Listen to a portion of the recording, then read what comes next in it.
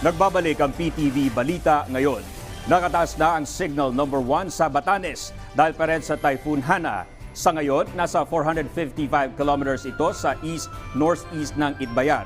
May lakas na itong 130 kilometers per hour sa may gitna at pagbugsong 160 kilometers per hour. Umuusad itong pakanluran sa bilis na 15 kilometers per hour. Inaasahan ng malakas na hangin at ulan sa Batanes at Babuyan Islands. Patuloy pa rin namang magdadala ng ulan ang pinaigting na habagat sa Ilocos, Cordillera, Nueva Vizcaya, Zambales, Pampanga, Bataan, Aurora, Bulacan, maging sa Metro Manila, Calabarzon, Mimaropa, Bicol, Western Visayas at northern part ng Eastern Visayas.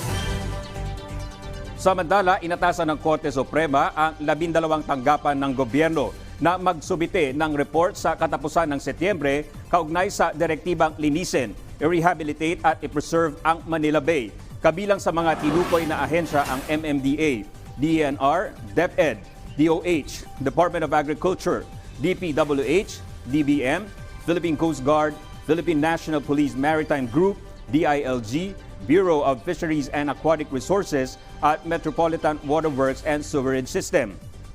Laman dapat ng report ang measurement benchmark ng polusyon sa Manila Bay at environmental impact assessment ng kasalukuyang reclamation projects. Inatasan din ang mga tanggapan na ipagbigay alam sa Korte Suprema ang mga ginagawa nilang hakbang bilang pagsunod sa mandato ng rehabilitasyon at maibalik ang kondisyon ng tubig para pwede nang magamit sa swimming, skin diving at iba pang contact recreation.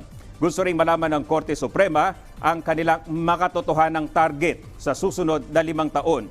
Matatandaang noong 2008, nag-issue ang Korte Suprema ng writ of continuing mandamos sa mga ahensya ng gobyerno matapos panigan ng petisyon ng grupo ng mga residente dahil sa issue ng polusyon sa Manila Bay. Nitong nakaraang buwan lang, sinuspinde ni Pangulong Ferdinand R. Marcos Jr. ang lahat ng reclamation projects doon. At yan ang mga balita sa oras na ito. Para sa iba pang updates, i-follow at i-like kami sa aming Facebook at Twitter sa @PTVPH. Ako po si Dominic Albelo. Magandang tanghali.